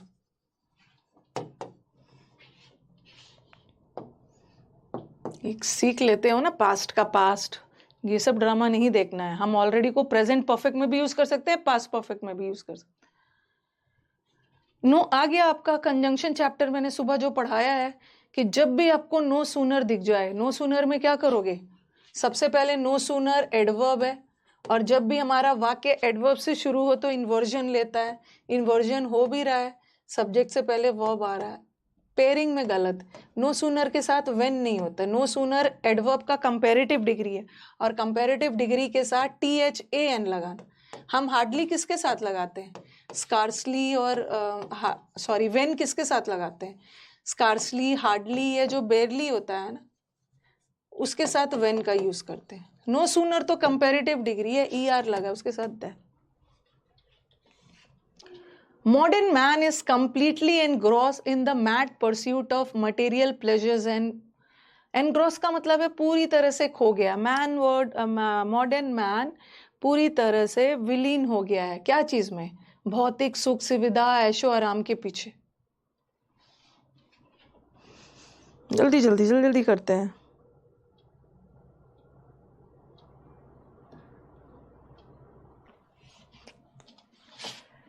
हाँ, मॉडर्न मैन, मॉडर्न मैन तो चलो, मैन तो हमारे सेंटेंस का सब्जेक्ट है, ठीक है। मैन सिंगुलर है, वर्ब भी सिंगुलर लगा, और मॉडर्न एडजेक्टिव।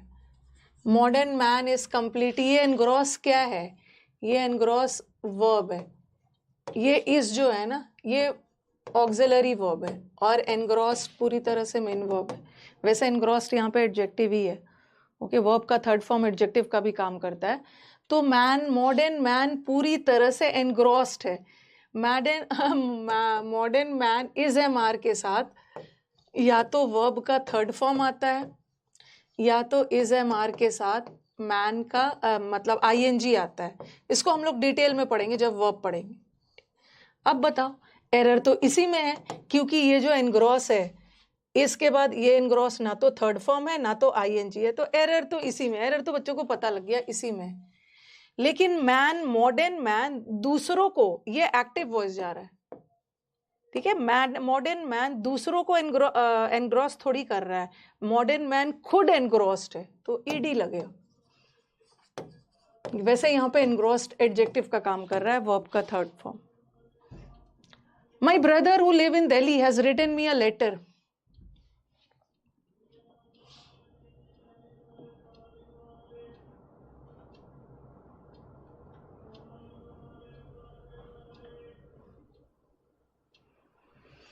मेरा ब्रदर, देखो जब भी बीच में एक रिलेटिव प्रोनाउन आ गया, ठीक है, वाक्य के स्टार्टिंग में जब रिलेटिव प्रोनाउन आता है ना, तो उसके लिए दो वर्ब होता है। एक ये वर्ब है और एक ये वर्ब, ठीक है। और दोनों वर्ब किसके लिए? मेरा ब्रदर जो कि दिल्ली में रहता है, तो मेरे ब्रदर के लिए। और मेरा ब्रदर सिंगुलर है ना, तो वर्ब भी तो सिंगुलर लगाओ। ये वाला वर्ब गलत था, ये तो सही है, क्योंकि ये तो सिंगुलर के लिए यूज होता है। माई ब्रदर हु लिव नहीं हो, who lives in Delhi. The old man, अरे तो easy, the old man did not wanted to eat any food. Answer के साथ आपको मिल जाएगा PDF वगैरह। हर बच्चा को पता है कि डिड के साथ वर्ब का V1 फॉर्म आता है। डिड तो अपने आप में पास्ट टेंस है, फिर से पास्ट टेंस क्यों लगाओ? Did not want. एरर धीरे धीरे लेंदी होगा, अभी तो मजे ले रहे हो छोटे छोटे sentences. No least than 50 participants were present for the singing competition. ये बोल रहे हैं कि 50 पार्टिसिपेंट से कम नहीं प्रेजेंट होंगे सिंगिंग कंपटीशन के लिए। नो लेस, अब कुछ के दिमाग में आएगा ना, मैम नो नहीं लगाएंगे, हम नॉट लगाएंगे। नो भी होता है, नॉट भी होता है। यहाँ पे तो वैसे ना लीस्ट लगाया है, एग्जाम में कई बार मैंने नो लेस देन भी दिया। नो लेस देन, यहाँ तो काम आसान कर दिया, नो लीस्ट लगा दिया, लीस्ट लगा दिया। सबसे पहले एक होता है लिटिल। लिटिल का मतलब है कम, उसी का कंपैरेटिव लेस होता है, और उसी का सुपरलेटिव लीस्ट होता है, ठीक है।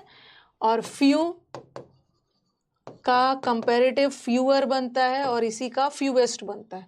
दोनों में डिफरेंस क्या है कि ये जो लिटिल है ये मात्रा बताता है, ठीक है, और फ्यू है ये संख्या बताता है। इसका मतलब क्या है कि हम फ्यू काउंटेबल के लिए यूज करते हैं और लिटिल अनकाउंटेबल के लिए। सबसे पहले ये दैन तो दैन के साथ तो कंपैरेटिव डिग्री चाहिए, दैन के साथ तो कंपैरेटिव डिग्री चाहिए, बट लीस्ट तो सुपरलेटिव है, ये तो ऐसे ही हट गया। लेकिन अगर मैं यहाँ पे लेस भी लगाती ना, लीस्ट काट के मैं लेस भी लगाती, आप बोलोगे मैम लेस तो कंपैरेटिव डिग्री होता है, तो लेस तो लगा सकते हैं क्योंकि दैन लगा, ये भी गलत हो, क्योंकि ठीक है लेस कंपैरेटिव डिग्री है किसका, जो चीज़ें अनकाउंटेबल है, लेकिन स्टूडेंट्स और पार्टिसिपेंट्स तो काउंटेबल है, ओके, इनको तो हम गिन सकते हैं, तो हम फ्यूअर लगाएंगे, फ्यू भी नहीं लगाएंगे क्योंकि कंपैरेटिव दैन लगा है ना, कंपैरेटिव डिग्री है, तो यहाँ पे फ्यूअर लगा, फ्यूअर और वर सही है, वर तो पार्टिसिपेंट्स। लेस भी नहीं होगा, नो लेस भी सही होता है, नॉट लेस भी सही होता है, नो लेस देन भी हो सकता है, तो नो नॉट का एरर नहीं है, नॉट लेस देन भी सही होगा, नो भी सही, ठीक है, फ्यूअर होगा, fewer. Lucy has already cut the cake when we reach the party hall, जब हम पार्टी हॉल में पहुंचे ना तो ल्यूसी केक काट चुकी थी।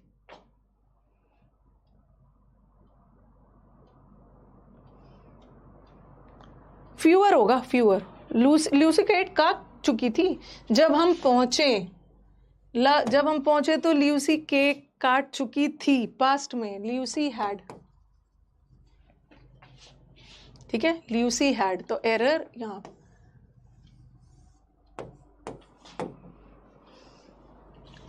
Everyone except she have travelled, अब मैंने जब आपको कंजंक्शन पढ़ाया था उसमें पढ़ाया था ना कि एक्सेप्ट का मतलब है के सिवाय, और ये एक्सेप्ट प्रेपोजिशन है, और जब भी प्रेपोजिशन सेंटेंस में आ गया तो मेन सब्जेक्ट, ये जो प्रेपोजिशन के बाद जो ये है ना इसको नहीं देखना है, मेन तो ये है, ठीक है, और एवरीवन एक्सेप्ट हर, तो यहाँ पे एवरीवन को देखना है, और everyone has, everyone has traveled by air, everyone singular होता है। those who are late they will they will not be allowed inside the classroom, speed में अब खत्म किया जाए, टाइम हो गया, 1.5 घंटा हो गया। those who are late, जो बच्चे लेट है ना, देखो जब मैंने क्या बोला था, जब भी वाक्य में रिलेटिव प्रोनाउन आ गया तो आने वाला दो वर्ब उसी सब्जेक्ट के लिए हो, ठीक है, तो देखो यहाँ पे ना हम ऑलरेडी दोज लगा चुके हैं, फिर से दे लगाने की जरूरत नहीं है, यहाँ पे ऑलरेडी सब्जेक्ट आ गया है, वो जो लोग लेट है उन्हें अलाउ नहीं किया जाएगा, फिर से दे मत लगाना, फिर से सब्जेक्ट लगाने की जरूरत नहीं है, those who are late will not be allowed.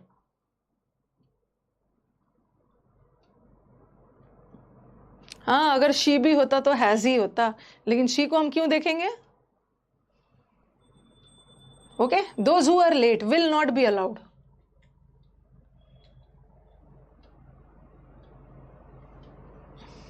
Those who are late, जो लोग वर नहीं होगा, विल नॉट बी अलाउड सही है, उसको अलाउ नहीं किया जाएगा, पैसिव जा रहा है किसी और के द्वारा, टीचर के द्वारा, दे नहीं होगा, फिर से दोज और दे नहीं होगा, ठीक है, दोज और दे नहीं होगा।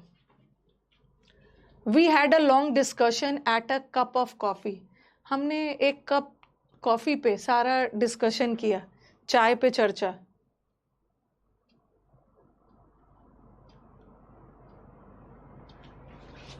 एक मिनट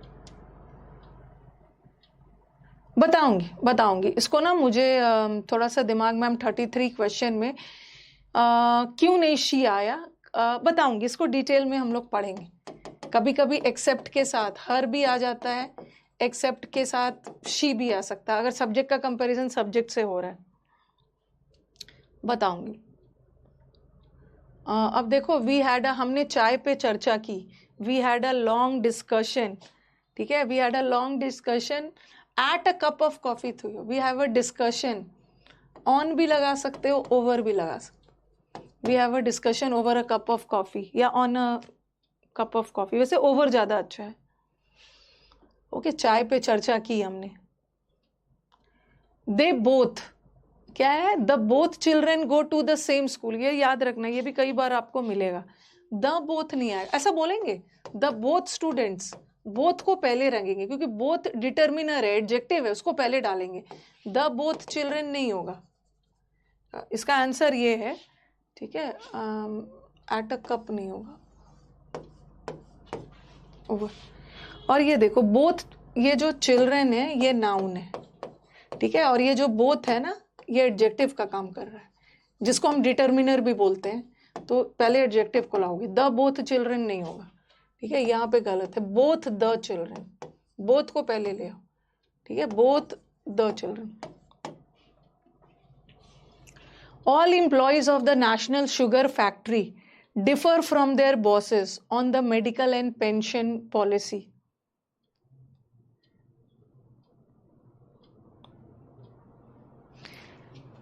अगर आपके विचारों में मतभेद है, डिफर विथ, ठीक है, अगर आपके व्यूज में, विचारों में मतभेद है, दो लोगों का ओपिनियन सेम नहीं है, तो वहां पे आई डिफर विथ यू, मैं आपसे डिफर करती हूँ, मैं आपके विचारों के साथ सहमत नहीं हूँ, but India is different from England, India के लोग इंग्लैंड के लोग से डिफरेंट है। अगर किसी पर्सन, ठीक है, कोई पर्सन देखने में लुक वाइज, किसी पर्सन की क्वालिटीज, किसी पर्सन के क्लोथ्स, कोई भी चीज देखने में एक दूसरे से अलग हो ना, तो फ्रॉम लगाना। बट यहाँ जो बॉस और एम्प्लॉयज के ओपिनियन मैच नहीं हो रहा था, ठीक है, पेंशन पॉलिसीज में दोनों के विचारों में मतभेद था, तो differ from there boss, differ with a cup of coffee थोड़ी होगा, चाय के प्याले के साथ हम डिस्कस कर रहे हैं, चाय के प्याले पर, कॉफी पर डिस्कशन किया। She behaves in such a cordial manner, okay, that everyone admires her. In such, अरे ये तो कुछ अजीब सा ही लग रहा है ये मैंने आपको करवाया था ना कंजंक्शन में, सच के साथ भी दैट लगता है, ठीक है, और सच के बाद अ आएगा, ठीक है। मैनर क्या है, सच एडजेक्टिव है, इसके बाद ये नाउन है मैनर, और कॉर्डियल एडजेक्टिव है, ठीक है। ये भी ऐसा वाला एरर आ गया है, इन कौन वाला अ हटेगा, सच के बाद वाला अ रहेगा, सच के पहले वाला अ हटेगा। He behaves in a such नहीं होगा, ये वाला, सच के पहले अ नहीं रहेगा, सच के बाद वाला,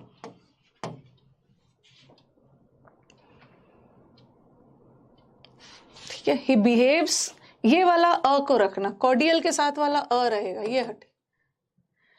The famous author and actor are being honored at a function। Speed में चलते हैं, देखो भाई यहाँ पे एक ही द लगा है, एक ही द लगा है, मतलब वही एक्टर भी है और वही ऑथर भी है, ठीक है, तो एक ही पर्सन है, तो यहाँ पे इज लगाना, इज।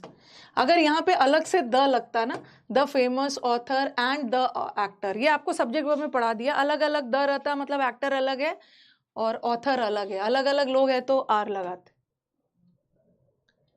हो गया, अच्छा खत्म हो गया ठीक है, the famous author and actor are नहीं होगा, इज।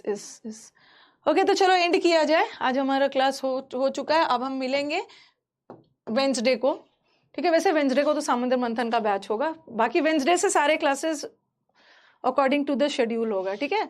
तो चलो विश कर दिया जाए अपने स्टूडेंट्स को, विश ऑल माय चैंपियंस, सब मेरे स्टूडेंट से ज्यादा मेरे चैंपियंस हो, wish all my champions a very happy Dussehra.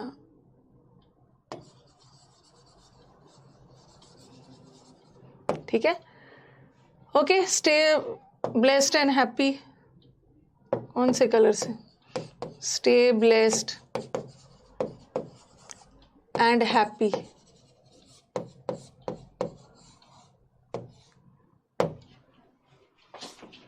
May God, may the goddess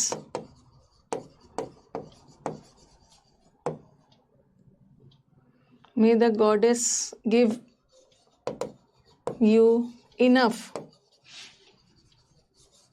may the goddess give you enough क्या, wisdom, prosperity and all the happiness and all the happiness and success of the world. ये सब तो लिखने के लिए लिख दिया, लेकिन अगर थोड़े से देसी स्टाइल में बोला जाए एक लाइन में, माता दुर्गा आपको जल्दी मेरे से छुटकारा दिलवाए, माता दुर्गा आपको अगले साल आपके सरकारी ऑफिस में प्लांट कर दे और वहां से आप मुझे विश करते हुए मिलो, ठीक है? वहां से आप मुझे विश करते हुए मिलो कि मैम देखिए आज हम लोग ऑफिस से विश करते हुए आपको मिल रहे हैं। ठीक इसी दिन पिछले साल आप प्रैक्टिस बैच करवा रहे थे सप्तमी के दिन, और आज देखिए अभी भी आप सप्तमी में प्रैक्टिस बैच ही करवा रहे हो, और हम कहाँ से कहाँ पहुंच गए, हम कहाँ से कहाँ पहुंच गए। ठीक है, तो चलो एंड किया जाए। हाँ, एंड किया जाए, हो जाएगा, पैसेज वगैरह सब हो जाएगा। ये बस खुश रहा करो, खुश रहा करो, पॉजिटिव रहा करो, सुधार करने के पर्पस से क्लास में आया करो कि मेरा इम्प्रूव होगा, बिल्कुल होगा। ये हमारे जो हिंदी मीडियम वाले स्टूडेंट्स हैं ना, ये बोलते हैं कि मैम ये इंग्लिश हिंदी कुछ नहीं होता है, मेहनत करने पे हम तो इनसे भी आगे निकल गए। ऐसा कुछ भी नहीं है, होगा होगा। चलो भाई एंड किया जाए, ठीक है? 11 o'clock हो गया। थैंक यू सो मच, अच्छे से सेलिब्रेट करिए। मेंस वाले का तो खैर एग्जाम ही है, हमारे प्री वाले बच्चे अच्छे से सेलिब्रेट करिए, ठीक है? और माता से प्रे करिएगा, माता बस दिमाग सही रखिएगा, उसके बाद तो हम एग्जाम निकाल ही लेंगे, ठीक है? मैम का भी दिमाग सही रखिएगा, हमें अच्छे से पढ़ाए, मैम भी हेल्दी रहे, अच्छे से पढ़ाए। ब्रेक का लेग। नहीं नहीं भाई, माता दुर्गा कहीं कहीं सबको कंट्रोल, आप एग्जाम में, मैं एग्जाम नहीं निकलवाऊंगी, ना ही माता दुर्गा निकालेंगी, एग्जाम तो आप ही निकालोगे, बट कहीं ना कहीं ये सब ना आशीर्वाद रहता है ना, तो पढ़ा हुआ सिनोनिम्स आ जाता है। माता दुर्गा का आशीर्वाद रहेगा ना, तो क्लास में बनाया हुआ क्लोज टेस्ट आ जाएगा, और फट से बना लोगे फुल मार्क्स के साथ, तो सब कंट्रोल है, इसी से controlled. Love from Kolkata. I'm very glad that there are so many students from Kolkata in our batch. So Kolkata is in the full festive mood of Durga Puja. Because I also belong to Jharkhand ना, तो Jharkhand is very close to Kolkata and all, तो कोलकाता वाला effect Jharkhand में भी है। So many Bengalis in Jharkhand, तो दुर्गा पूजा एक अलग ही स्टाइल में हुआ करता था। After I got married I came to Patna, Patna में भी बहुत अच्छे से सेलिब्रेट होता है दुर्गा पूजा, ठीक है? पटना में भी दुर्गा पूजा बहुत अच्छे से सेलिब्रेट होता है, दिल्ली में भी होता है। बट दिल्ली के जिस लोकेलिटी में मैं रहती हूँ ना, वहाँ पे करवा चौथ और बहुत सारे और फेस्टिवल्स होते हैं, दुर्गा पूजा भी होता है मेरे लोकेलिटी में हल्का फुल्का वाला, और इधर उधर अब जाऊँ मैं थोड़ा एनसीआर में, तो वहाँ मुझे अच्छे से दिखता है, तो I miss Durga Puja. Bengali medium, love from Patna, Patna also Durga Puja अच्छे से होता है, and Bihar and all I badly miss Chhath के समय में।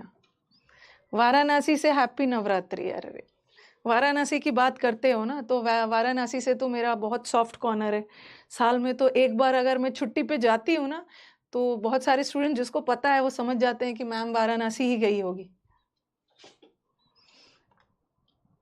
बिहार में तो सब फेस्टिवल ही अच्छा से मनाते हैं, केरला ऑल्सो। सब आप ही को करना है, सारा चीज आप ही के हाथ में है, मेरे हाथ में सिर्फ पढ़ाना है, परफॉर्म तो आप ही को करना है।